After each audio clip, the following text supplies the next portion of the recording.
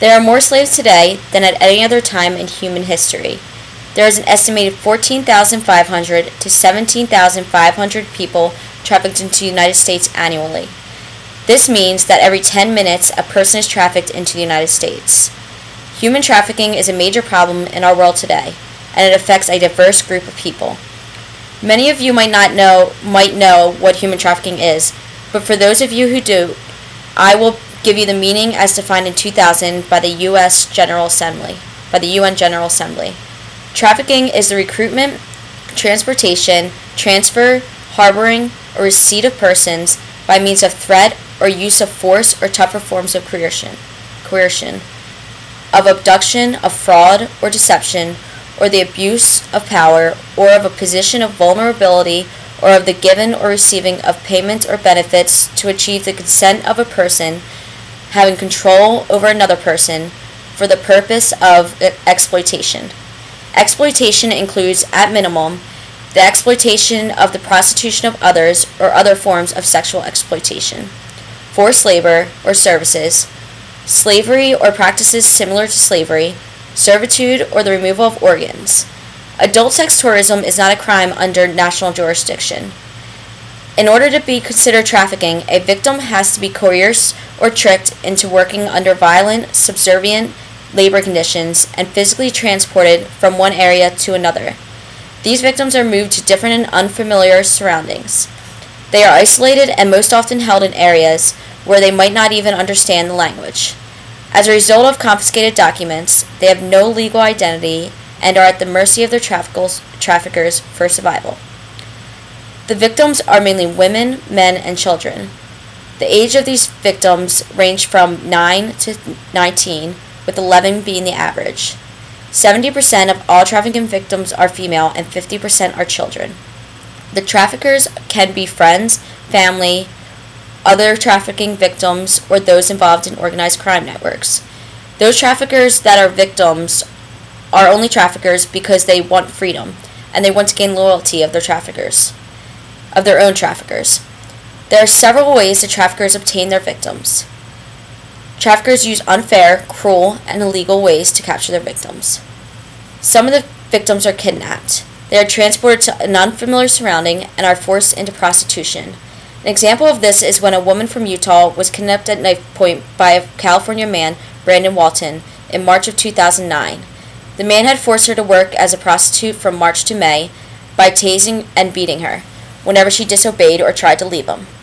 The police stated, she realized that Walton wanted her to work as a prostitute, and he instructed the other girls, who were dressed in skimpy clothes, to post an ad for her on Craigslist. He then told her what he expected her to do, at which point she said she didn't want to work as a prostitute. He responded that it didn't matter because he needed the money. The victim told the police she was unable to escape because even when she went on her dates, one of the other girls was either hiding in the closet or the bathroom. She said that Walton was in an adjacent room where he would collect the woman's profits following the dates of sexual encounters. Other victims are tricked through a false promise of work. This can be found in newspaper advertisements offering wonderful job opportunities. Victims respond to these advertisements and an agent contacts them.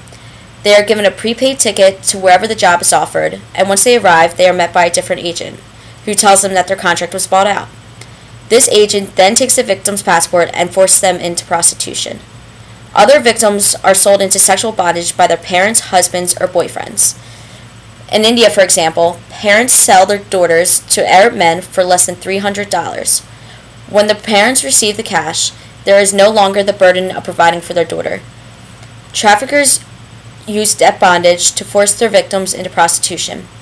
Debt bondage is an illegal practice in which the traffickers tell their victims that they owe money and that they must pledge their personal services to repay the debt.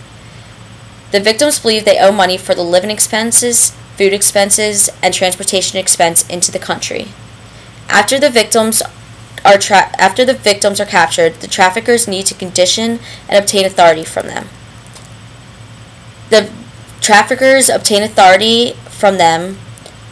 can easily obtain authority over their victims because the victims are often foreign nationals, poor, disenfranchised within their own home countries, and often have little or no foreign skills. This makes them more vulnerable in the hands of their traffickers, who try to control them through isolation, denial of medical care, placing security guards outside the place of employment, withholding wages, or invoking their fear of arrest or deportation. Not only through capturing and obtaining authority over their victims, traffickers use several cruel and deceitful tactics over their victims through the whole process of trafficking. Human trafficking is a major problem in our world today, and it involves several different groups of people. It is recognized and defined by the UN General Assembly and involves a diverse group of victims and traffickers who use several harsh and deceitful ways to capture, condition, and obtain authority over their victims. Approximately 800,000 people are trafficked into the United States, are trafficked annually across international borders. This is 6 people per hour. Times that by 24. That's 144 people every day. The only reason why this is a major problem is because of people who participate in the sex tourism industry, and this sex tourism industry involves selling sex for money.